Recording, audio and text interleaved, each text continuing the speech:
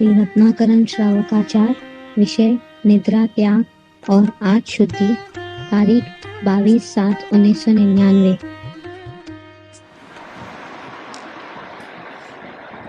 नमो अजंताणं नमो सत्ताणं नमो आयर्याणं नमो विभूतये नमो वैरे सर्वसाम नमो सर्वेशाराय स्वानुभूत्या चकास्ते चित् स्वभावाय भावाय सर्वभावान् परच मंगलम भगवान वीर मंगलम गौतमोऽहं मंगलम कुंद कुंडालु जयं धर्मस्तु मंगलम सर्वमंगल मांगल्य सर्व कल्याण कारकम दानं सर्वधर्माणां जैनं जयतु शासनं ओंकार बिंदु संयुक्त नित्यं ध्यायन्ति योगिनः आमदं मोक्षदं च ओंकाराय नमः। सोमभद्र आचार्य देवाची रत्नाकरण श्रावकाचार, उसके ऊपर टीका बनाई है पंडित सदाशिवदास फातलेवा जी ने। छठा भावना अधिकार में सत्संग के जो दोष हैं, कुसंगति छोड़ना, सत्संगति करना और सत्संग करने वाले को अपनी प्रशंसा नहीं करना, पर की निंदा नहीं करना और आगे निद्रा का त्याग करना। जो निद्रा का त्याग करते हैं उसकी बात चल रही है कि दिन में निद्रा लेने से दर्शनावरण कर्म का आरोपण होता है। निद्रा से बहुत नुकसान होते हैं, इसीलिए यहाँ कहते हैं। और मुनिराज जो है वो एक प्रहर रात्रि चले जाने के बाद खेद और प्रमाद आदि दूर करने के लिए रात्रि के मध्यम 2 प्रहरों में शयन करते हैं। देखो, खेद और प्रमाद जो है, प्रमाद तो आलसीपना है। खेद प्रमाद आदि को दूर करने के लिए, प्रमाद को दूर करने के लिए शयन करते हैं। शयन, मुनिराज जो शयन करते हैं उसके पीछे आशय क्या होता है? वो भी अल्प निद्रा लेते हैं। वो भी पहला प्रहर जाने के बाद मध्यम के बीच के जो 2 प्रहर है वो, उसमें वो निद्रा लेते हैं। और ज्यादा से ज्यादा होती है, 2 प्रहर से ज्यादा निद्रा नहीं लेते हैं। उसका कारण क्या है? खेद और प्रमाद आदि को दूर करने के लिए। खेद किस बात का है? कि अभी उनको भी संतुलन नाम का कसा है, तो परिणाम बार बार बाहर जाते हैं और अंदर में बराबर ठहरते नहीं, इसलिए उनको अंदर में खेद चलता है। अपनी पामरता के ऊपर मुनिराज को भी मत खेद होता है कि इतना पुरुषार्थ तो मेरा अभी पूरा नहीं हो रहा है जिससे मेरे को केवल ज्ञान की प्राप्ति हो गई। अभी मेरी साधना पूरी बराबर नहीं हुई है। इसका एक अंतरंग में खेद चलता है। एक खेद भी नुकसान कारक है, इसलिए नुकसान कारक है कि अंतर परिणति को इतनी बाधा रूप होता है, तो स्वभाव में सहने नहीं देता है वो खेद। इसीलिए वो खेद को दूर करने के लिए क्या करें? खेद तो होता है, और खेद को दूर करने के लिए क्या करें? तो नींद है वो पाप पुण्य और धर्म तीनों का नाश करने वाली निद्रा है। क्या एक नींद में क्या होता है? बुद्धि पूर्वक के सारे विकल्प शांत। अब वो बुद्धि का उपयोग ही नहीं करता है, तो न वो पाप के विचार करेगा, न वो पुण्य के विचार करेगा, न वो धर्म के विचार करेगा। तो खेद जो हुआ है कि मैं अभी मेरी साधना पूरी नहीं हो रही है, अभी मैं अधूरा हूँ, अभी मेरा उपयोग घड़ी घड़ी बाहर जाता है, इसका जो खेद चलता है वो आर्त ध्यान। वो आर्त ध्यान द्रव्य दृष्टि करने से रोकता है। तो वो आर्त ध्यान से बचने के लिए, बुद्धि पूर्वक के खेद से बचने के लिए, और रात्रि के बीच के जो 2 प्रहर है उसमें निद्रा लेते हैं, ताकि बुद्धि का वो खेद से हट जाए। बुद्धि को पाप करने नहीं देना है, खेद करने नहीं देना, इसलिए हट जाए वहां, इसलिए वो ये निद्रा लेते हैं। दूसरा, शरीर की जो थकान रहती है, एटमॉस्फेयर का जो थकान होती है, तो वो थकान से अगर वो थोड़ा भी आराम नहीं लेंगे तो फिर साधना बराबर नहीं होती। तो फिर वो साधना करते वक्त निद्रा आ जाएगी, झोले आ जाएंगे। उन सबको ठीक करने के लिए और एनर्जी, बॉडी की एनर्जी के लिए बॉडी को ठीक करने के लिए, वो प्रमाद आदि को दूर करने के लिए, आलसीपना नहीं आ रही इसलिए वो निद्रा लेते हैं। निद्रा लेने का हेतु आराम करने का, टाइम वेस्ट करने का वो नहीं रहता है। निद्रा लेने का उनका हेतु होता है एक खेद को दूर करने का, प्रमाद को दूर करने का। तो मुनिराज तो एक प्रहर रात्रि चले जाने के बाद खेद और प्रमाद आदि दूर करने के लिए रात्रि के मध्यम 2 प्रहरों में शयन करते हैं। ये प्रमाद जो हुआ है उसमें जो झोले आते हैं, शरीर थक जाता है, उसके अंदर उसका जो कारण है और इसके कारण जो प्रमाद आता है, साधना में बाधा आती है शरीर थकने का कारण। तो शरीर थका है तो कोई संसार का कोई कार्य तो उन्होंने किया नहीं, उनको तो दिन रात आत्मसाधना ही चलती है, फिर भी वातावरण का असर होता है एटमॉस्फेयर, तो शरीर थक जाता है। जब कभी कभी विहार बहुत लंबा होता है तो भी थक लगती है, तो वो प्रमाद थक लगती है तो साधना में प्रमाद होता है। तो प्रमाद नहीं हो गए, साधना में प्रमाद नहीं हो गए, इसलिए वो रेस्ट लेते हैं, तो इसलिए उनको निद्रा लेनी पड़ती है मुनिराज को। दूसरा जो मैं पहले बताया कि खेद हो रहा है, अपनी साधना अभी इतनी पूर्ण नहीं हो रही है, तो जिससे केवल ज्ञान प्राप्त होगा, अंतरंग में उसका खेद चालू रहता है। तो ये जो अभी पर्याय पे दृष्टि जाती है और अपनी बार बार उपयोग बाढ़ जाता है, उसका जो खेद होता है उसको भी दूर करने के लिए, बुद्धिपूर्वक के खेद को दूर करने के लिए भी निद्रा जरूरी है। बुद्धिपूर्वक के खेद को दूर करने के लिए निद्रा जरूरी है, क्योंकि निद्रा में ही बुद्धिपूर्वक का व्यापार नहीं चलता है। तो अगर हमारे पाप क्रिया होती है तो पाप क्रिया को रोकने के लिए, पापों के विचार रोकने के लिए निद्रा लेना आता है। सोने से शांति अशांति नहीं है, वो बुद्धिपूर्वक का व्यापार अर्थ ध्यान में चले गया कि मैं मेरी साधना अभी पूरी नहीं हो रही है, उपयोग घड़ी घड़ी बाहर जा रहा है, इसका जो खेद उनको रहता है उनकी भूमिका अनुसार, तो उसका जो थकान उनको लगता है। और थकान के अलावा भी ये पाप का कार्य है, अर्थ ध्यान है, वो भी एक निदान है। भावना है तो वो नहीं गिनते हैं, लेकिन ये संतुलन कसाई के अंदर तो आता है। उपयोग इसका बाहर गया है तो उपयोग बाहर गया है तो उसका जो अंदर में खेद चलता है तो वो पुरुषार्थ को रोकता है। इसके बड़े द्रव्य दृष्टि करे, लेकिन वो द्रव्य जितना होता उतना तो करते ही है। इसके अलावा जो अधूरा रहता है उसका भी उनको खेद रहता है, क्योंकि भावना तो परमात्मा बनने की, तो इतनी अधूरा है तो उनको भी शांति से बैठना नहीं होता। तो ये खेद ही उनको प्रयास को बढ़ाता है, और यही खेद अर्थ ज्ञान भी। तो ये खेद जो लंबा तक नहीं चले उसके लिए भी निद्रा आवश्यक है। तो बुद्धिपूर्वक का विचार नहीं करना है, न पुण्य के, न पाप के, न धर्म के। धर्म के विचार करना है लेकिन वो तो होते नहीं और खेद के परिणाम होते हैं, तब क्या करें? तो खेद को रोकने के लिए निद्रा लेते हैं। तो मुनिराज एक प्रहर रात्रि चले जाने के बाद खेद प्रमाद आदि को दूर करने के लिए रात्रि के मध्यम 2 प्रहरों में शयन करते हैं। थोड़ी सी निद्रा लेकर फिर जागृत होकर 12 भावना का चिंतन करता है। वो भी ऐसी नींद नहीं होती है कि जो सोए तो सोए बस।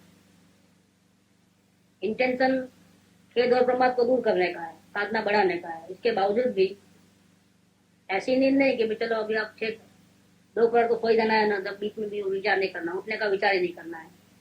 ऐसा नहीं, घड़ी घड़ी उठना होता है, बीच बीच में थोड़ी सी निद्रा लेकर फिर जागृत होकर 12 भावना का चिंतन करते हैं। फिर क्षण भर को निद्रा आ जाती है, फिर जागृत होकर तो धर्म ध्यान में लीन हो जाते हैं। इस प्रकार बीच के 2 प्रहरों में भी अनेक बार जागृत होकर धर्म ध्यान करते रहते हैं। उनको सोने के लिए पथारी पलंग ऐसा कुछ नहीं रहता है, तो भूमि पे ही शयन करता है। वो भी शयन करने में भी उनका जो नियम है वो ये जो एक पढ़ के सोए हैं, ऐसा चलता तो नहीं सोते हैं, या राइट साइड या लेफ्ट साइड पे सोते हैं, तो फिर वो पासा नहीं पलटना, वो नियम है उनका। हाँ बस, फिर क्योंकि फिर वो नींद में तो फिर वो ध्यान नहीं रहता, जीव जंतु मर जाते हैं, इसीलिए उन्हें पासा नहीं पलटना रहता है। और इतने सारे नियम है उसके अंदर नींद लेने में। और तकिया नहीं हो तो हाथ का तकिया बना लो या पत्थर का तकिया बना लो, इतना ही, और कुछ नहीं कर सकते। तो फिर क्षण भर को निद्रा आ जाती है, फिर जागृत होकर धर्म ध्यान में लीन हो जाते हैं। इस प्रकार बीच के 2 प्रहरों में भी अनेक बार जागृत होकर धर्म ध्यान करते रहते हैं। यदि कभी मुहूर्त भर को भी निद्रा में अचेत हो जाते हैं, बीच बीच में जागृति नहीं हुई समझो, निद्रा में भी वो कंटिन्यूस एक मुहूर्त तक चले गए निद्रा में, तो निद्रा को जीतने के लिए एक बहुत बड़ा नुकसान हो गया समझ करके बहुत बड़ी भारी गलती हो गई समझ करके अपने को सजा देते हैं, तो वहाँ उपवास लागू हो जाता है, उपवास करते हैं। या फिर ज्यादा आदत पड़ जाती है उपवास की, तो फिर वो असर नहीं करता तो 2 उपवास करता है। फिर 2 उपवास की भी आदत पड़ जाती है तो फिर बढ़ाते हैं सजा, अगर ऐसी गलती हुई तो 3 उपवास। मतलब शरीर को पीड़ा में रखना ताकि वो पीड़ा का ध्यान रहे और हमारा अंतर में पुरुषार्थ बढ़ जाएगा। पीड़ा में नींद तो आती नहीं, तो वैसा बैलेंस करते हैं। और जैसा अपना जैसा साइकिल ए बाजू झुकती है तो ऐसा रखना था, ए बाजू झुकती है तो ऐसा करना है। ऐसा निद्रा का जो साथ लेते हैं तो इस प्रकार से लेते हैं ताकि साधना और बढ़े। आत्म साधना को बढ़ाने के लिए निद्रा का, जैसे दाल में नमक उतना रहता है उतना, तो न ज्यादा न कम, बस उतना निद्रा का उपयोग कर लेके अपनी साधना को बढ़ाते रहते हैं। मूल मोतो तो रहता है, जो ध्येय रहता है और निरिकलता घड़ी घड़ी बार बार आना, और हो सके तो उपयोग अंदर में जावे तो बाहर ही नहीं आवे, ऐसी उनकी साधना रहती है। तो उपवास आदि तथा रस परित्याग आदि महान अनशन आदि तपों द्वारा निद्रा का अभाव करते हैं। निद्रा को जीतने के लिए तथा काम को जीतने के लिए, जीतने की सावधानी के लिए अनशन आदि तप हमेशा करते रहते हैं। काम माने इच्छा, तो नींद को जीतने के लिए और इच्छाओं को जीतने के लिए अनशन आदि तप हमेशा करते रहते हैं। निद्रा में तो सभी परिणामों की सावधानी का तथा वचन और काया की सावधानी का अभाव हो जाता है। देखो, विवेक नहीं रहता है निद्रा में किसी प्रकार का, चलने का, उठने का, बैठने का, जागने का, सोने का। इसके अलावा वचन काय की सावधानी का अभाव हो जाता है। वचन में घटना लाभ भी होते हैं, लोग रात में भी बोलते हैं, बड़बड़ बड़बड़ करते हैं, अनाप शनाप बोलते रहते हैं, कंट्रोल पावर नहीं है वहां पर। तो निद्रा से नुकसान क्या होता है कि वचन और काया दोनों की सावधानी का अभाव। नींद में ऐसा हाथ डालो, ऐसा पैर डालो, पता ही नहीं चलता है कैसे करते हैं। जिसे उत्तम मनुष्य जन्म तथा उत्तम धर्म का नाश करके एकेंद्रीय समान होकर मनुष्य आयु को पूर्ण करना होता है। और मान मनुष्य को मिलता है, इसमें 1/3 हिस्सा जो है इस प्रकार से नींद में चले जाते हैं, तो क्या होता है, जो मनुष्य का जो तीसरा हिस्सा जो है, तो 60 साल की आयु से तो 20 साल तो किस में गए टोटल मारोगे,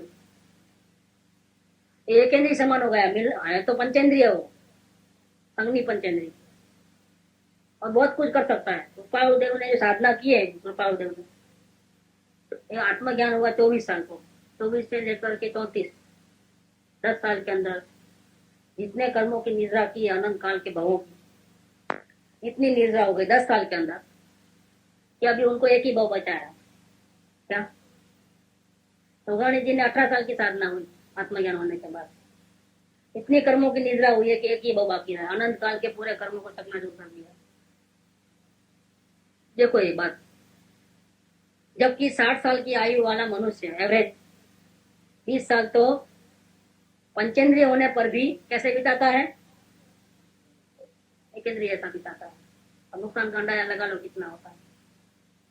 10 साल में अनंत जन्मों का भावों की कटौती कर सकते हो, निद्रा कर सकते हैं 10 साल। तो पंचम काल में हुए हैं ये ऐसे वीर पुरुष कि 10 भाव में तो अनंत भावों के पूरे कर्मों का पूजा उड़ा दिया है, इतनी जबरदस्त साधना की। इससे डबल समय किस में जाता है, नींद में, एकेंद्रिय में। एकेंद्रिय ऐसा बनता है पंचेंद्रिय होकर तो कोई यूटिलाइज नहीं है अपने ज्ञान का, अपने स्वयं क्षमता कोई यूटिलाइज नहीं। देखो ये नुकसान कितना हो रहा है, जहाँ एक बाजू भाव कटौती हो सकती है वहां एक बाजू भाव मिला है तो उसका दुरुपयोग हो रहा है, पंचेंद्रियपना मिला है उसका दुरुपयोग हो रहा है। जिसे उत्तम मनुष्य जन्म तथा उत्तम धर्म का नाश करके एकेंद्रिय समान होकर मनुष्य आयु को पूर्ण करना होता है, वह बहुत निद्रा लेता है। जिसको ज्यादा नींद आती है उसको समझ लेना कि अब जाने का दिन आ गया है ऑफिस एकेंद्रिय में, क्योंकि वो मनुष्य मिला तो भी क्या है, जो दिन में निद्रा लेता है उसका तो व्रत संयम ही गल जाता है। व्रत संयम ज्यादा टाइम तो दिन के टाइम में होते हैं, रात में तो सभी हो जाते हैं। रावक की भूमिका लोगे तो व्रत आदि कब होते हैं, तो खाना दिन में ही होता है, उपवास करना है तो दिन में ही होता है क्या। तो उपवास जो करना था वो तो किसके लिए करना था, आत्म साधना बढ़ाने के लिए। और वो उपवास करके क्या करता है, क्या हुआ, बहुत बड़ा गड़बड़ हो गया है। जो धर्म की साधना में आगे बढ़ने के लिए जो क्रिया करना है वही क्रिया करके वो लोगों को दिखावा के लिए क्रिया, बाकी तो बहुत थक गया हूं करके हो जाना। धर्म करने के लिए सब जो रियल में धर्म नहीं है, एक क्रिया धर्म की एक मानी हुई क्रिया है, उसको लोगों को दिखाने के लिए उस दिन दुकान नहीं जाएगा तो आज मेरा उपवास है। लेकिन अपने आत्मा के लिए उसने कभी दुकान नहीं छोड़ी। देखो ये डिफरेंस कितना आता है। तो जो दिन में निद्रा लेता है उसका तो व्रत संयम ही गल जाता है। खेद आलस आदि को दूर करने के लिए रात्रि में अल्प निद्रा लेते हैं। जो मुमुक्षु जीव होते हैं रात्रि में अल्प निद्रा इसलिए लेते हैं कि खेद और आलस एनर्जी पावर आ जाए वापिस, बॉडी के ऑर्गन ठीक से काम कर सकते, स्ट्रेंथ मिले बैठने का, साधना करने का। इसके लिए वो आलस आदि नहीं आवे बीच में साधना करते वक्त, इसके लिए। कई लोग ऐसे होते हैं कि रात भर तो हमेशा की आदत होती है, तो सुबह 4 बजे उठ जाते हैं, 3 बजे उठ जाते हैं। फिर बाद में आता है प्रवचन के टाइम में जब आते हैं तो झोले लेते हैं। तो फिर वो निद्रा वो हमारी वेरी है, निद्रा को जागना वो वेरी हो गया है। तब सो जाओ ना 6 बजे तक, फिर 3 बजे उठने की कोई जरूरत नहीं। लेकिन जब प्रवचन में आते हो तब तो एनर्जी में रहना चाहिए। बल्कि अगर आपको ऐसा लगता है कि सुबह 3 बजे उठने के बाद प्रवचन के टाइम में नींद लगती है, पूजा भक्ति के टाइम में झोले आते हैं, तो 3 बजे के बदले 6 बजे तक सोना। देखो अब इसका, क्योंकि नींद का उपयोग इस प्रकार से करना है ताकि साधना आगे बढ़े। रात को तो हम दस्ता में बैठ गए तो चले, रात को 3 बज गए और सुबह फिर अर्ली मॉर्निंग 5 बजे 4 बजे उठना है, साधना करना है, तो नहीं। रात को जब तक हो गई ना, अब क्या है, अब सो जाओ 9 बजे तक, नहीं चलता है। महावीर के बोध का पात्र कौन? आहार विहार निहार नो, सब सिस्टमेटिक होना चाहिए, जीवन को ठीक से लगाना चाहिए। हम जिस भूमिका में हैं उस भूमिका में हम निद्रा से मुक्त नहीं हो सकते। उसको कंट्रोलित करो, इसका ऐसा यूटिलाइज करो ताकि हमारे साधना पड़े। जल्दी उठने की कोई जरूरत नहीं है, 3 बजे उठने की, ये तो बराबर। क्योंकि हमारे को सुबह 3 से 5 हम अकेले रहते हैं, क्या करोगे, क्या विचार करोगे, क्या साधना करोगे? और साधना का जब टाइम आया तो सीखने करने का टाइम आया तब झोले खाओ, ये किसने सिखाया? तो फिर वो नींद के बराबर ही है। साधना के टाइम में, प्रवचन के टाइम में अगर आप झोले खाते हो तो गड़बड़ है, बहुत बड़ा, और डबल नुकसान होता है। इसे तो फिर वो नुकसान कर लेना अच्छा है। इसलिए क्या है कि नुकसान और फायदे की परिभाषा क्या है कि जैसे जैसे जिस प्रकार से हमारी आत्म साधना आगे बढ़े तो हमारा फायदा, कुछ भी करोगे, और जिस प्रकार से हमारी आत्म साधना को नुकसान हो तो वो हमारा नुकसान, चाहे कुछ भी करो। तो ये हमको देख लेना, अपना जीवन को ऐसा संयमित कर लेना पड़ता है। यहाँ क्या करें, जो दिन में निद्रा लेते हैं उसका व्रत संयम ही गल जाता है। खेद आलस आदि को दूर करने के लिए रात्रि में अल्प निद्रा लेना होता है। निद्रा और आलस आदि तो जीव के अंतरंग महावैरी है। निद्रा में हे उपाधि, कार्य अकार्य, हित अहित, योग्य अयोग्य का विचार रहित हो जाता है। निद्रा को जीते बिना, क्योंकि ये सब कार्य किसके हैं? कार्य ज्ञान के हैं, लेकिन आधार किसका लेना पड़ता है? छद्मस्त की अवस्था में मन का। छद्मस्त की अवस्था में अपने आत्मा को देखना है तो मन की जरूरत नहीं है, लेकिन जब उपयोग बाहर जाता है तब छद्मस्त क्या करता है? जब उपयोग बाहर जाता है तो छद्मस्त मन का सारा अवश्य लेता है। देखो देखना है चालू है तब भी सोचना साथ में चालू है, सुनना चालू है तब भी सोचना चालू है साथ में। तो मन कंट्रोल पावर है। मन जो है ना, अगर मन नहीं है तो हम आत्म साधना में आगे नहीं बढ़ सकते। कैसे कि संगनी पंचेंद्रिय कोई उपदेश का बोध लागू होता है, उस प्रकार से मन बिल्कुल बिना काम का ऐसा नहीं है। वस्तु स्वरूप को समझने के लिए प्रथम तो विकल्पात्मक ग्रहण करना पड़ता है। हर एक जीव का ऐसा ही होता है, पहले तो बोध सुनना पड़ता है, उपदेश ग्रहण करना पड़ता है, तब हित अहित का विचार कौन करेगा? हे उपादेय का विवेक कौन करेगा? ये कार्य है एक अकार्य, इसका विवेक कौन करेगा? हाँ, अपने स्वरूप का दर्शन करने के लिए जरूरत नहीं है उसकी, और हमारा लक्ष्य वो है। लेकिन वो भी पहले सीखना किसमें पड़ता है कि भाई मन की कोई जरूरत नहीं है आत्मा का अनुभव करने के लिए। ये शिक्षा को ग्रहण करने के लिए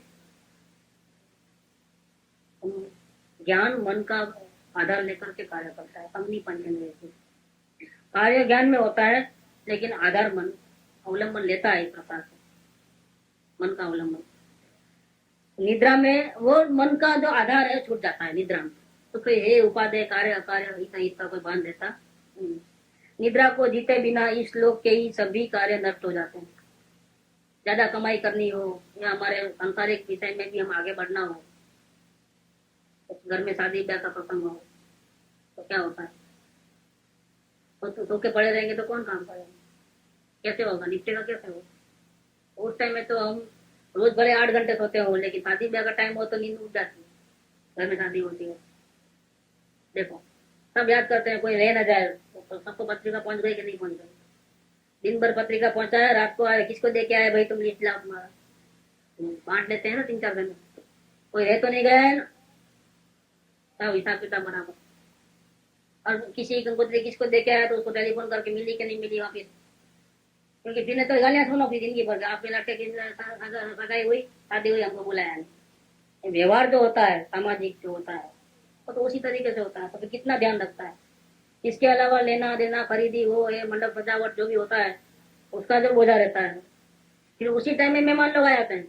एक तो घर का काम ही पूरा नहीं होता है, उसमें से ऊपर से उनका बोझा आ जाता है, और उनको भी मान सम्मान नहीं रखे तो फिर वो शादी में ही मातम हो जाता है, मुंह चढ़ा हुआ रहता है। ये सब कितना बोझा लेके तब नींद कैसे आएगी, नींद नहीं आती है। तो संसार के कार्य करने में भी जब नींद नहीं आती तो ये तो परमेश्वर बनने का कार्य है, ये तो हम अनंत काल के जन्म मरण के दुखों से छूटने का कार्य है। तो इसकी वैल्यू ज्यादा है कि फिर वो संसार के कार्य की वैल्यू ज्यादा है। तो संसार के कार्य में जब हम महत्व के कार्यों को हम निद्रा भाग जाती है, फिर इसके ये आत्म कल्याण में निद्रा क्यों नहीं भाग जाती हमारी, कंपेरिजन का विषय है। हम कंपेयर करें कि इतना बड़ा कार्य है कि संसार में इससे ऊंचा तो कोई पद नहीं, सिद्ध पद से ऊंचा कोई पद है इस संसार में। परम सुख का पद वो है, उसकी यात्रा करने हम निकले हैं और हमको नींद कैसे आती है, नींद नहीं आती है। तो निद्रा को जीते बिना इस लोक के ही सभी कार्य नष्ट हो जाते हैं। तो परमार्थ रूप कार्य कैसे बनेंगे, जब संसार के कार्य ही नहीं होते हैं तो परमात्मा बनने के कार्य कैसे होगा, नींद को नहीं जीतोगे। अतः यदि विद्या विनय तप संयम स्वाध्याय ध्यान और जाप की सिद्धि चाहते हो तो निद्रा को जीतकर खेद ग्लानि आलस को दूर करने के लिए अल्प निद्रा लेना चाहिए। देखो आई बात, निद्रा को जीतना इसका मतलब क्या होगा, तो निद्रा नहीं लेना वो नहीं है। देखिए आप इसके बैलेंस क्या है, तो अल्प निद्रा लेनी चाहिए। निद्रा को जीतना मन निद्रा ही मत लो ऐसी बात नहीं, निद्रा के बिना तो कार्य नहीं हो। ज्यादा लगे तो नुकसान है, लेकिन बिल्कुल नहीं लोगे तो भी, तो दोनों बैलेंस पकड़ना है। वितराग का मार्ग बैलेंस का है। तो आप बोला निद्रा से इतना नुकसान होता है, अभी हम रात भर जागने का कोशिश किया, तकलीफ बहुत हुई लेकिन हम जागते रहे। तो प्रैक्टिस करोगे तो ये भी हो जाएगा, लेकिन नुकसान हो जाएगा। और नींद भगाना नहीं है, हमको आत्मसाधना करना, बिल्कुल परफेक्ट है।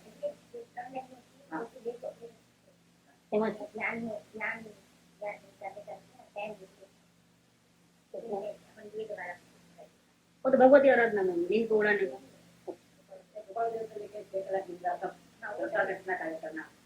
कैसा बैलेंस बनाया है, भूमिका अनुसार जो बैलेंस बनाया और कैसे बनाया है। नींद को जीतना माने क्या कि अपनी आत्म साधना में रुकावट नहीं आवे, इस प्रकार से निद्रा का उपयोग करना। वो जीतना नहीं, लेना ही नहीं निद्रा, वो गड़बड़ है, वो अति है, और बहुत अति हो गई है, ऐसा नहीं चलेगा। हाँ उसमें तो है।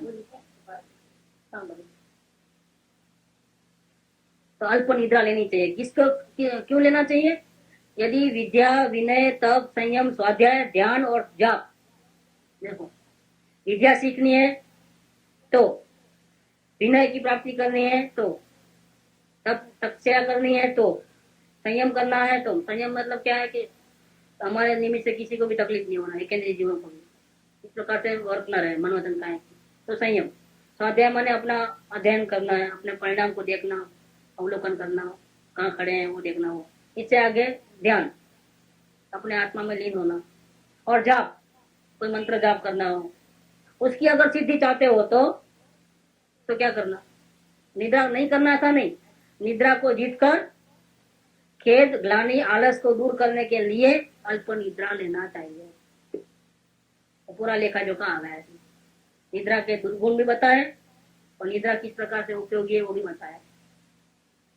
जबरदस्ती निद्रा को हटाओगे ध्यान तो संघर्ष करोगे और फिर ध्यान तो लगेगा नहीं, क्योंकि ध्यान निद्रा को भगाने में, आत्मा में लगाने में नहीं, गड़बड़ हो जाएगी आप इसको। टेंशन करके भी नहीं करना है कोई।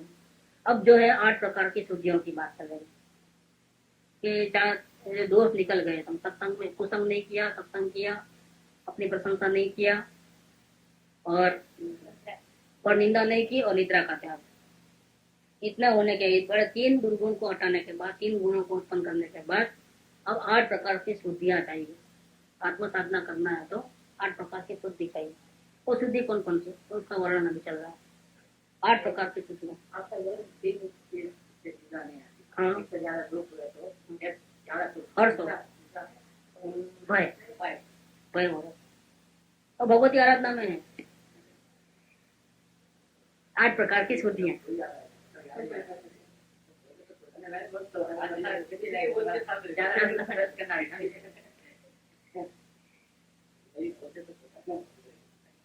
आठ शुद्धि। अब 8 प्रकार की शुद्धि का वर्णन करते हैं।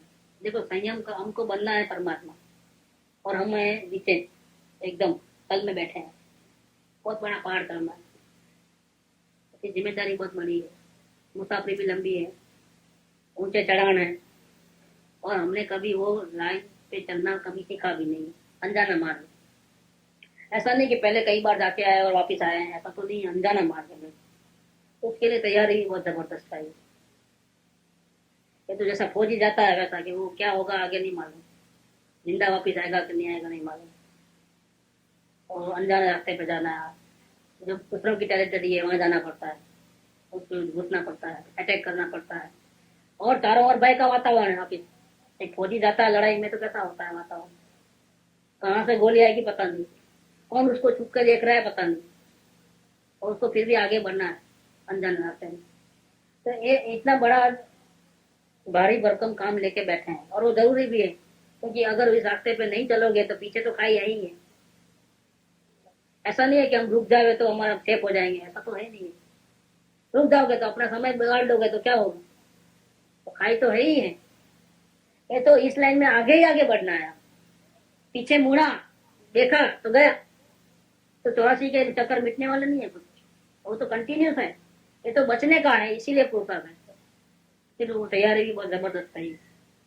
तो वहाँ ये 8 प्रकार की शुद्धियां हैं, उसकी बात कर रहे हैं।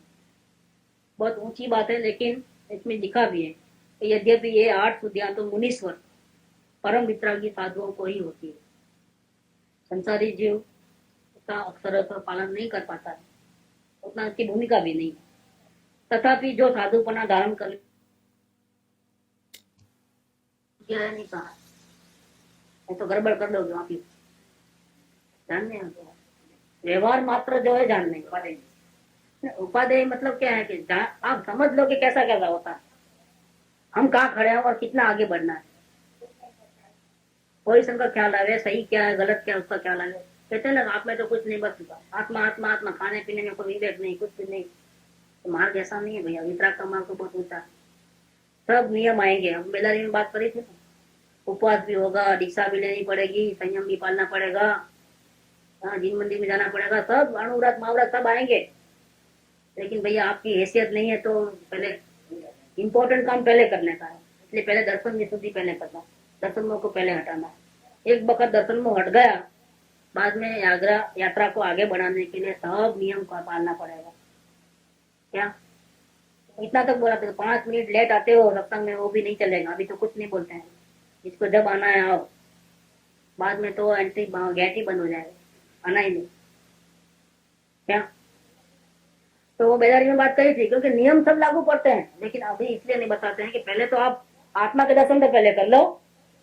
क्या नहीं चोरी, अभी पहले ही नियम लगा देवे तो क्या होगा।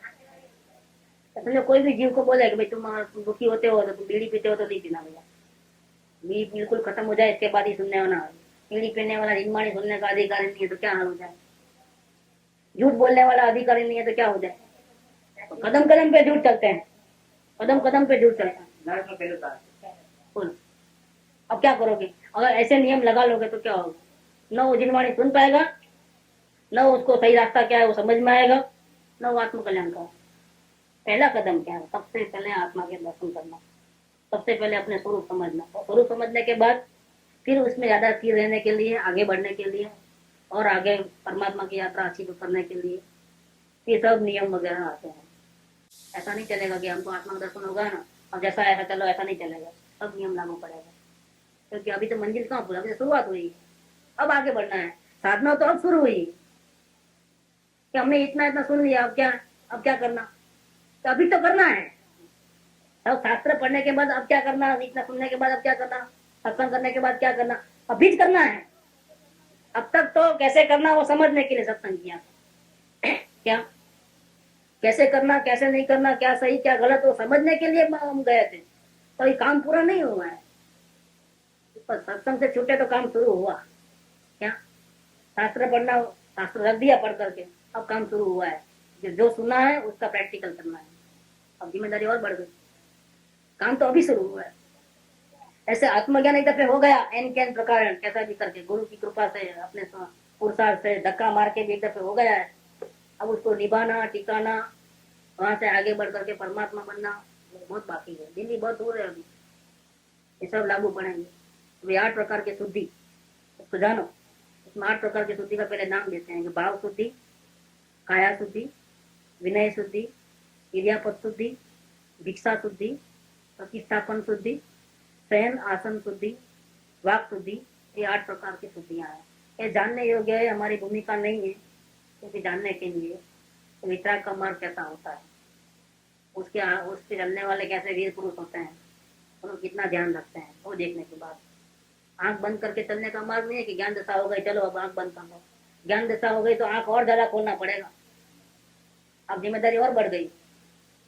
बच्चे जब पढ़ लिख के बड़े हुए तो जिम्मेदारी बढ़ गई कि कम हो गई? अब और बढ़ गई। अब घर का भार संभालना है उनको। क्या माँ बाप कब तक काम करते रहेंगे? माँ कब तक चौका चलाते रहेगी? बाप कब तक कमाते रहेगा? अब तो उनके जिम्मेदारी आने वाली है बच्चों के ऊपर। अब संसार का काम तो उनको करना है, जो भी करना है। तो जिम्मेदारी बढ़ती है, कम नहीं होती। जब तक हाई स्कूल में पढ़ते थे तब तक ठीक है, चलो। लेकिन अभी तो पढ़ लिख के आगे बढ़े हैं तो अभी कमाना शुरू करो तो और बड़े फील्ड में आए। वैसे इसके अंदर होता है भाव शुद्धि। पहला नंबर, मोहनीय कर्मों के शोक से उत्पन्न जो मोक्ष मार्ग में रुचि है।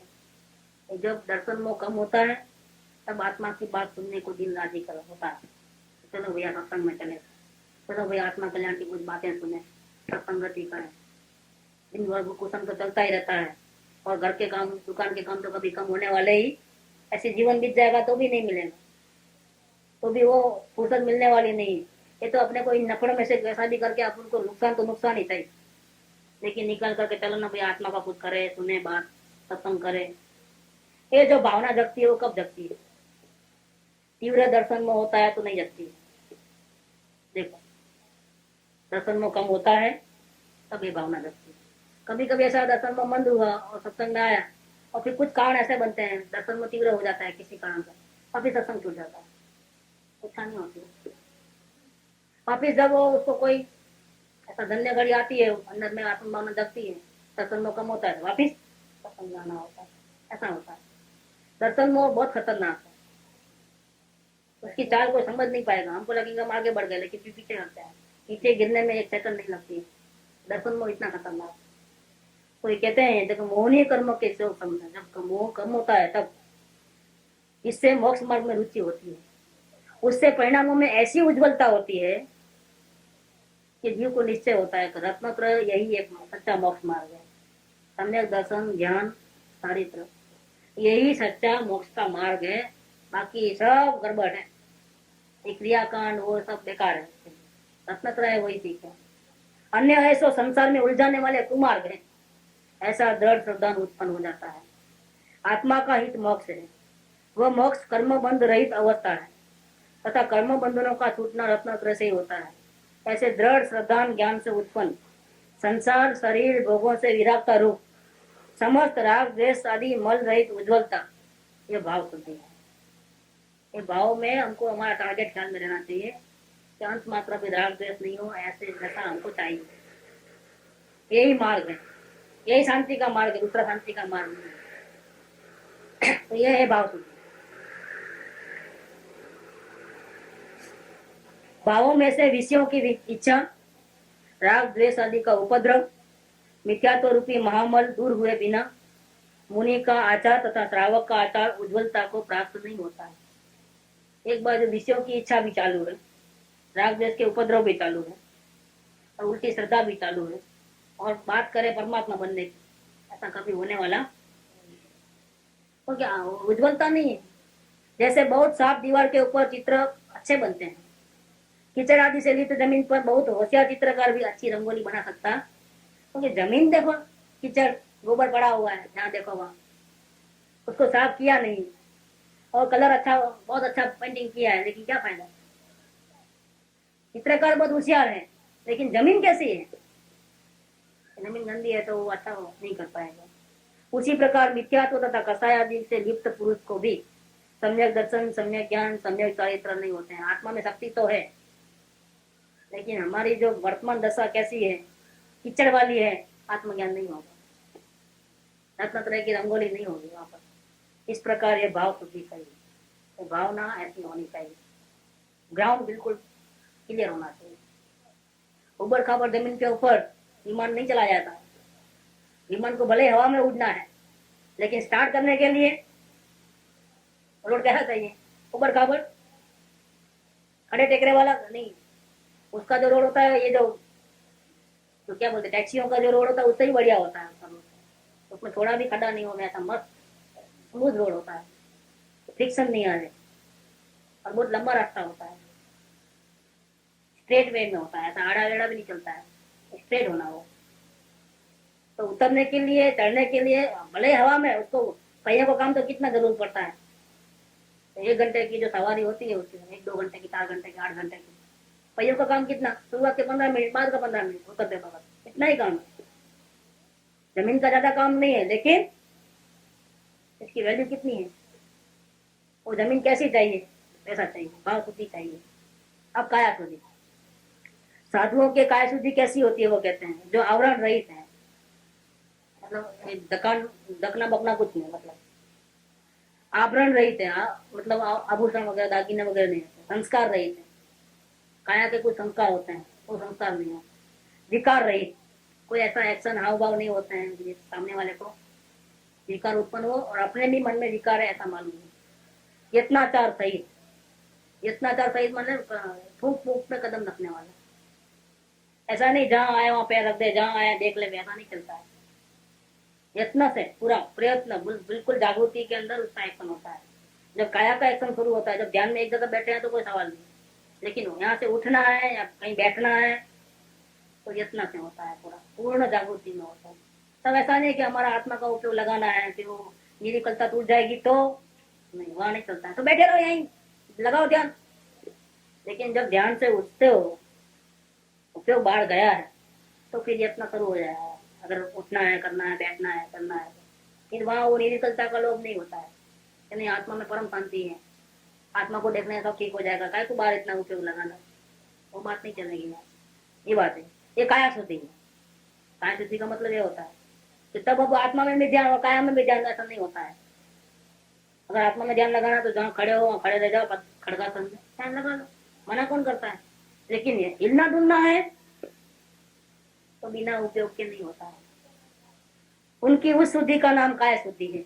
देखो इसके अलावा और ज्यादा, जो सूत के, रेशम के, सन के, घास के, रोम के, चमड़े के, वृक्षों के, छालों के, पत्तों के, वस्त्रों से, आच्छादन से रहित है, भस्म आदि के लगाने से रहित है। भस्म नहीं लगाना, वो बोरी बाबा लगाते हुए, वो ऐसा आवरण रहित होता है। काया कैसी ऐसी होती है, मतलब सूत का तो नहीं चाहिए ऊपर, लेकिन तृण भी नहीं चाहिए, उसका भी वस्त्र नहीं चाहिए कि हमने तो जंगल का जो नेचुरल है वही लगाया, सूखा हुआ घास का लंगोटी बनाई है, नहीं चलेगी, वस्त्र तो नहीं चलेंगे, सूत ऊन बुन कुछ नहीं चलेगा, वृक्ष की भी डाली वगैरह छाल छाले कुछ भी नहीं चलेगा, पत्ते वगैरह भी नहीं चलेंगे, कुछ नहीं चलेगा, तो आवरण रहित है।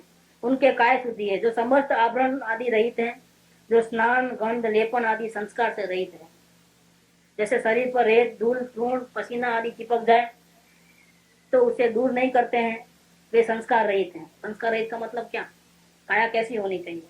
ये संस्कार रहित होनी चाहिए। संस्कार रहित माने क्या? पसीना है और धूल चिपक गया तो भी अब हटाना नहीं, जैसा है वैसा रखना। ये बताता है कि हम महलों को छोड़ करके जो हम जंगल में चले गए हैं, उसका एकमात्र उद्देश्य क्या है? क्या उद्देश्य है? आत्मसात, और कोई उद्देश्य नहीं। जंगल में सब होता है, बारिश आती है, ठीक, और धूल चिपकती है, तूफान आता है, सब होता है। काया को टच भी नहीं करना है इधर से, बिल्कुल संस्कार रहित। यही मुनिवर सच्चा नग्न स्वरूप, शाश्वत सुख दर्शक, ये नग्न स्वरूप तुम्हारा है, जबकि नश्वरता का सच्चा दिग्दर्शन करने वाला। ऐसे मुनिराज होता है। मुनिराज की तो क्या बात करें। ऐसे समदभद्राचार्य जिन्होंने शास्त्र लिखा है, समय शाकुंतलाचार्य, ऐसे ऐसे जंगल में रहने वाले ऐसे महामुनिराज थे, इनके दर्शन भी दुर्लभ है, दर्शन करने वाले तीर्थ है। ऐसा मुनि आचार्य थे। हाँ वो आएगा, इसमें आ रहा है आगे। नासिका, नेत्र, ललाट, ओठ, मुकुट, मस्तक, स्कंद, हाथ, अंगुली इत्यादि हिलाकर इशारा करने रूप विकार रहित हैं। कोई इशारा नहीं होता है किसी को। मुंह से तो मौन है, लेकिन नहीं चलता है। कोई इशारा नहीं होता है, किसी को भी नहीं होता है। देखो नेत्र से, नेत्र तो कैसे रहते हैं? सामने वाले को देखना ही। देखो प्रयोजन क्या है हमारा किसी? हाँ, शरीर होने पर भी शरीर का आधार नहीं है। शीत भगवान बनना है तो ऐसी देखो कितनी बढ़िया मामला है। ये शीत भगवान बनना कोई आसान थोड़ा है। शीत भगवान बनना बहुत मुश्किल है। परमात्मा बनना है। शरीर है तो भी शरीर के रहते हुए भी मोह छोड़ना है। उसकी शुरुआत होती है कहाँ से? पूर्णता का लक्ष्य बांधा ना, अनुभव के पहले, वहां से होती है शुरुआत। देखो 4 प्रकार के प्रतिबंध होते हैं: समाज, परिवार, देह और संकल्प विकल्प। मुझे कुछ नहीं चाहिए, मुझे मेरा आत्मा चाहिए, तो वहां वो काया का जो अभिप्राय है, काया को ठीक रखने का, वो टूट गया। वहां से शुरुआत होती है क्या? वो 4 प्रतिबंध टूटते नहीं तो भावना भी सच्ची नहीं होती। घड़ी में आत्मा चाहिए, घड़ी में शरीर में अच्छा खाना पीना है, इसके बिना नहीं चलेगा। अच्छे कपड़े चाहिए फैशन वाले, तो नहीं चलता है। मुमुक्षु का वैराग्य ज्ञानी से ही बढ़ के होता है। शुरुआत वहां से हुई कि देह का प्रतिबंध क्या है। अब तो अवलोकन में इतना ध्यान लगा है कि कुछ भी हो जाए ना, मौत आए तो ये परवाह नहीं, लेकिन मुझे आत्मा चाहिए। तो ये शुरुआत तो वहां से हुई है, वो भावना में हुई है। फिर अनुभव हुआ तो अभिप्राय पलट गया। जब भावना में शुरुआत हुई तो आत्मा का अनुभव जो पहुंचा तो अभिप्राय में से अनंतानुबंधी का देह संबंधी सारे विकार टूट गए। टोटल अभिप्राय चेंज हो गया। क्यों अभिप्राय चेंज हुआ? कि देख लिया हजार अमर स्वरूप को, अपने स्वरूप को देख लिया कि शरीर के जीने से मैं जीता नहीं हूँ, शरीर के मरने से मैं मरता नहीं हूँ, शरीर मेरे से भिन्न है। ऐसे देहाध्यास छूट गया अनुभव होते ही, आत्मा का अनुभव होते ही। इसके बाद भी पूर्व संस्कार है, पूर्व कर्म का उदय है, और 3 प्रकार के जो कथाएं बाकी है, उससे उपयोग ज्यादातर बाहर रहने से जुड़ना होता है, वो क्रियाएं होती है, लेकिन वो भी धीरे धीरे कम होती है। ऐसा करते करते अणुव्रत आदि करके आगे बढ़ करके जब इतनी ताकत आ जाती है तो मुनि बनना होता है। और मुनि बनने के बाद जो हालत होती है तो ऊपर होती है। मात्र देह ते संयम हेतु, देह को भी छोड़ना चाहते हैं। जैसे महलों को छोड़ा, रानियों को छोड़ा, सत्ता को, अधिकार को, धन दौलत इज्जत सबको छोड़ा, यहाँ तक कि नाम भी बदल दिया। नाम क्यों बदलते हैं? संसार में एक नाम होता है और साधु बनने के बाद दूसरा नाम होता है। क्यों? सब छोड़ दिया। एक चीज नहीं चाहिए, शरीर भी नहीं चाहिए, लेकिन वो तो हमारे हाथ में नहीं है ना, क्या करें? तो वायु कर्म के अधीन है, इसलिए वो रखते हैं। इसके लिए संयम आगे बढ़ाने चाहिए। संयम है तो देह की क्रिया, बाकी कोई क्रिया नहीं। तो इशारा भी नहीं करते हैं। तो ये विकार रहित है, संस्कार रहित है। संस्कार रहित, विकार रहित। सर्वत्र क्रिया में यत्नाचार, संस्कार इसलिए कहा कि वो अनंत काल के संस्कार है। तो थोड़ा मेल आते ही हम फौरन हटाने का प्रयत्न करें, बिना नहीं रहेंगे, तो नेचुरल है। इशारा तो करे नहीं करे, लेकिन ये तो जरूर कुछ भी गंदगी लगी सफाई करे बिना नहीं रहेंगे। वो हमारे अनंत काल के संस्कार है। वो संस्कार से भी रहित हो गए और इशारा वगैरह हाव भाव वो भी काटते नहीं रहित हो गए। ऐसी काया रहती है। सर्वत्र क्रिया में यत्नाचार सहित प्रसन्न सुख की मूर्ति के समान ही दिखाई देते हैं। क्योंकि कोई भी क्रिया में शांत शांत शांत है, ऐसा लगता है। सारी दुनिया से तो लेना देना ही नहीं रहता, अपने में ही नहीं अच्छी तरह ऐसा लगता है मानो शरीर के होने पर भी आपको किसी अन्य से भय नहीं है। जितने भी काले मत्थे के मानवी हैं उनको कोई ना कोई भय रहता है, लेकिन इनको शरीर है, अभी मुक्ति नहीं हुई है, इसलिए किसी का भी भय नहीं तथा किसी अन्य को आपसे भय नहीं है। देखो अब जंगल में रह क्यों सकते हैं, हम लोग नहीं रह सकते, उन्होंने रह सकते हैं। क्यों? तो जंगल के जो क्रूर हिंसक प्राणी होते हैं, बाघ सिंह सर्प आदि जो भी होते हैं, उनको उनसे भय नहीं लगता है। हम जाएंगे तो हमारे से भय लगता है उनको। देख लो ये भय की निशानी क्या है? एक दूसरे को देखते ही घबरा जाना, एक दूसरे को देखते ही क्या होना, घबराना, टेंशन में आ जाना, दौड़ना भागना। तो हम जंगल में जाएंगे तो यही कार्य करेंगे। मुनिराज शेर सामने से आता है, साथ जाते होंगे तो अपना रास्ता नहीं बदलेंगे, आने तो कि वो आ रहा है चलो अपन दूसरे रास्ते से जाए, नहीं वही रास्ता जो अपन चुना है वही। देखो कैसा होता है, बहुत अजीब गजब है मामला। हाँ परम मित्र जाने पामे। तो शेर वहां से आ रहा है, उन्हें देख रहे हैं, अपना रास्ता नहीं बदलता, भागने का तो सवाल नहीं है। देखो तो फिर शेर को भी भय नहीं लगता है ना, इनको नहीं लगता तो उनको भी लगने का क्या सवाल है?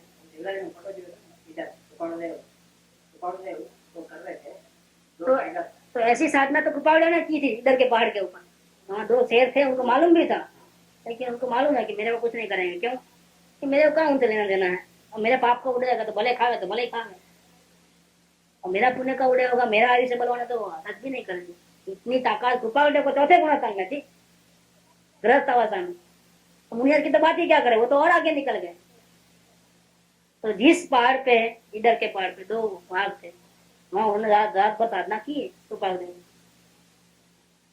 देखो ये वितराकंबर कैसा सुंदर है, ये बात करते हैं इधर कि मानो शरीर के होने पर भी आपको किसी अन्य से भय नहीं है तथा किसी अन्य को भी आपसे कोई भय नहीं है। ऐसी काया की विशुद्धता साधुओं को ही होती है, संसारी गृहस्थ को तो नहीं होती है।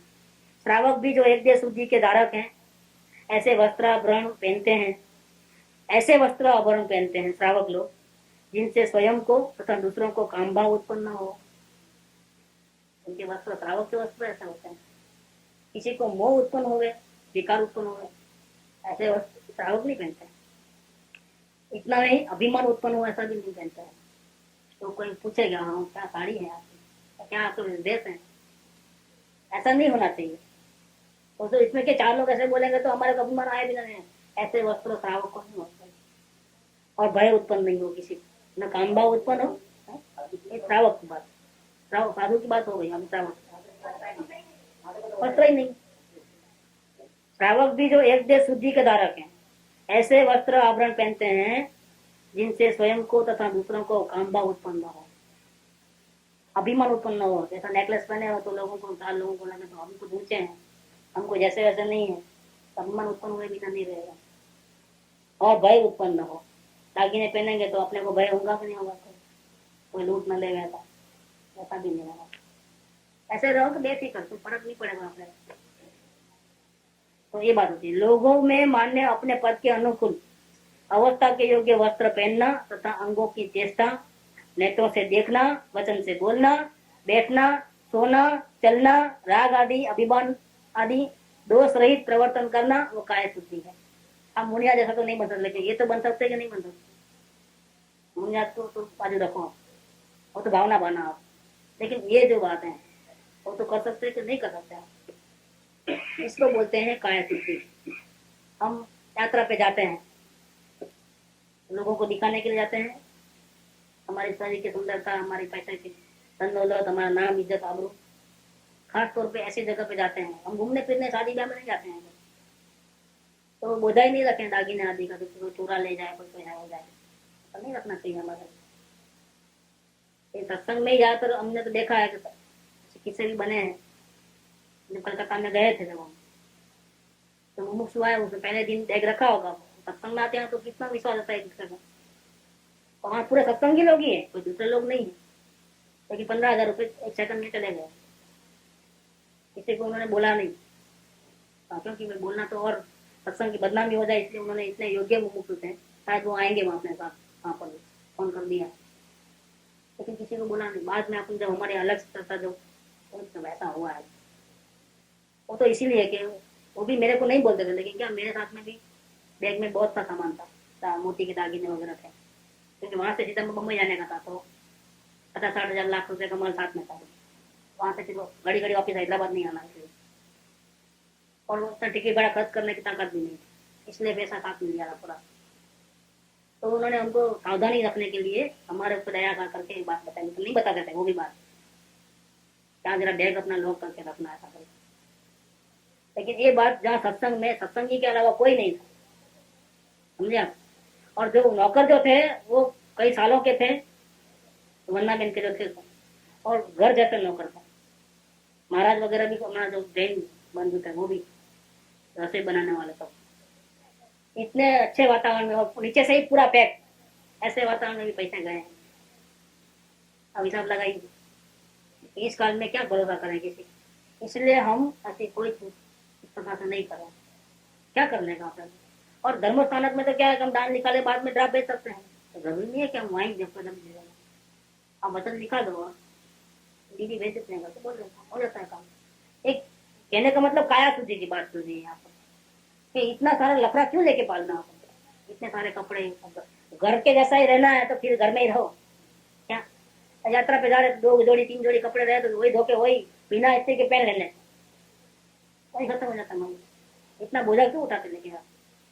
तो बात यह है, अब फिर से श्रावक की बात काया के बारे में करते हैं, कि जिससे स्वयं को तथा दूसरों को कामभाव उत्पन्न न हो, अभिमान उत्पन्न न हो और भय उत्पन्न न हो, ऐसे वस्त्र और आभरण पहनना चाहिए। लोगों में मान्य अपने पद के अनुकूल, लोगों को तो लगता है कि हम बहुत अमीर हैं, तो फिर हमारी अमीरता वहां दिखाने की कोई जरूरत नहीं, हम सादे रहेंगे तो भी अमीर है। हम अपन देखे वो बेदारी वाले को तारीफ करने योग्य, नहीं कपूरगंज जी यहाँ आते हैं, कपूरगंज जी जो यहाँ आते हैं, आप उनका ड्रेसिंग देखो, उनकी सादगी देखो आप। ये तो अपने को मालूम कब पड़ा, जब उनके घर में गए तो उनकी पोजीशन मालूम पड़े कि कम से कम 1 करोड़ की पार्टी होगी हिसाब से लेकर। लेकिन अभी यहाँ अपने यहाँ आते हैं तो कैसे लगते हैं, अभी भी यहाँ आए बैठे तो कैसे लगते हैं, जैसे उनको कोई अपना अभिमान नहीं है किसी बात का, अपनी इज्जत का, नाम का, अपनी प्रॉपर्टी का कोई अभिमान जैसा नहीं लग रहा है। और घर मकान देखो वहां पर तो कितना है, उनकी दुकान में देखो सब अच्छी वेल पोजीशन में है, फिर भी उनका जो चेहरे से तो कोई नहीं कहेगा कि इतने पैसे वाले होंगे, इतने ऐसे होंगे, कोई नहीं कह पाएगा। उनकी नम्रता कितनी, उनके सादाई देखो, कपड़े के सादाई देखो, तो ऐसे ये क्या है, काया शुद्धि है। हम वस्त्र रहित नहीं हो सकते, लेकिन जो ऊपर वस्त्र को ढांकने के लिए जो उस पर से मालूम पड़ जाता है कि हमारे क्या है, वचन भी कैसे होते हैं उनके, तो ये देखने की बात है। वचन भी देखो, ये बात कहेंगे ना अभी, कि लोगों में मान्य अपने पद के अनुकूल, हमारा कोई पद ऊंचा है हम, तो फिर हमारा वट भी ऐसा होना चाहिए, बात भी ऐसी जोर से होनी चाहिए, फिर दूसरे पे रुआब आवे ऐसे। क्या अवस्था के योग्य वस्त्र पहनना अपने पद के अनुसार, जैसे हम बहुत अमीर है तो हमको ये ऑर्डनरी वस्त्र नहीं चलते, जरा अच्छे ही वस्त्र चाहिए। अंगों की चेष्टा इस प्रकार की, नेत्रों से देखना इस प्रकार से, वचन से बोलना इस प्रकार से, बैठना सोना चलना राग आदि अभिमान आदि दोष रहित होवे, ऐसी प्रवृत्ति करना वो काय शुद्धि है। कि हमारा वो पैंट बिगड़ जाएगा तो नीचे कैसे बैठे, नहीं जा कहीं भी बैठ सकते हैं। हमारा ध्यान अभी कहाँ है, काया शुद्धि में, के भाव शुद्धि और काया शुद्धि, मतलब भाव में परमात्मा पद की भावना, और काया में बिल्कुल ध्यान इसलिए नहीं क्योंकि हमारा लक्ष्य कहाँ है, हम भले शरीरधारी है, मनुष्य हैं, लेकिन हमारा लक्ष्य मनुष्यता के ऊपर नहीं है, हमारा लक्ष्य किधर है, आत्मा में। तो आत्मा की जीव के तो ऐसे होते हैं लक्ष्य, भाव शुद्धि, भाव में परमात्मा बनना है, बिल्कुल निर्दोष हो जाना है, और काया होने पर भी काया का कोई संबंध नहीं जैसा रहना है। एक हमारा भाव तो ऐसा है, भावना, तो हमारा वर्तन भी ऐसा देखना, ये आचरण भी ऐसा होना चाहिए ना। भावना ऊंची और आचरण कैसे भी ऐसा नहीं चलता है। तो ये 2 प्रकार हुए हैं, भाव और काया। और कल जो है वो विनय शुद्धि, क्रियापद शुद्धि, भिक्षा शुद्धि, गोत्री भिक्षा की बात है, और आगे है प्रतिस्थापन शुद्धि, शयनासन शुद्धि और वचन शुद्धि। इसमें जो मुनिया के कट करके जो मेन अपने को लागू होते हैं वो ले लेंगे टाइम बचाने के लिए, टाइम होगा तो और ज्यादा भी ले लो। सुख धाम अनंत सुसंत चही, दिन रात रहे तद ध्यान मही। प्रशांति अनंत सुधामय,